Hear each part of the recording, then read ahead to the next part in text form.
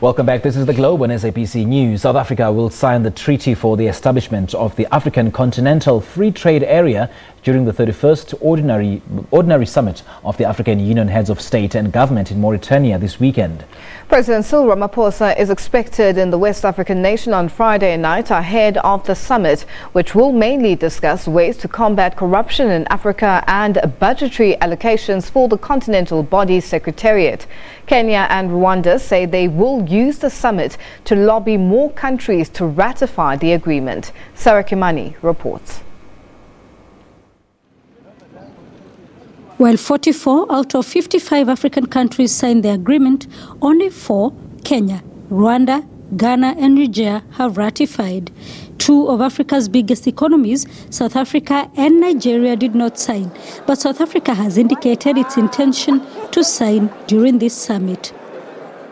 Our focus on the continent is the development of our economies, as clearly demonstrated by the African Free Trade Agreement that was signed in Kigali, which we as a country are now going to sign next week in Mauritania. Through this, we will be joining a number of countries on our continent who want to see the integration of our continent, who want to see the progress of our continent, both economically and politically. That South Africa is firmly behind the progress of our continent, and our foreign policy is embedded and pivoted on the advancement of the African continent. And obviously, as we play it out throughout the globe, we seek to promote peace and stability and also support the multilateral system, the strengthening thereof throughout the world. The African Union says it is confident more countries will ratify and sign up. We are very, very, very hopeful that by December this year, we shall attain the minimum number of 22 countries required for it to go into force. Now, beyond that, there's also the signature process. 44 countries signed in Kigali. During this summit, we expect 5 to 6 countries, I will not name them, to also sign. So the momentum is there. 22 countries must ratify the agreement for implementation to start.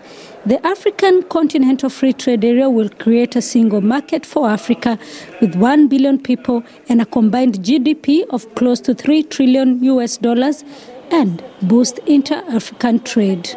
It is one of the major historic moments where there's an unlocking of the economic value of Africa through trading within itself, instead of the historic skew where Africa mainly trades with extra-continental space. We are moving in that direction because we have come to the conclusion that the era of small, fragmented markets is not good for Africa.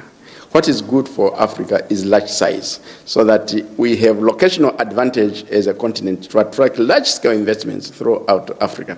And now when we liberalize the trade, you zero-rate it, we are also creating opportunities for value addition, which is going to be a huge spur for manufacturing across Africa. French President Emmanuel Macron is expected to attend the summit. He is expected to hold a session with African leaders on financing AU-led peace operations as well as the ongoing migration crisis in Africa. Kimani, SABC News, Mauritania.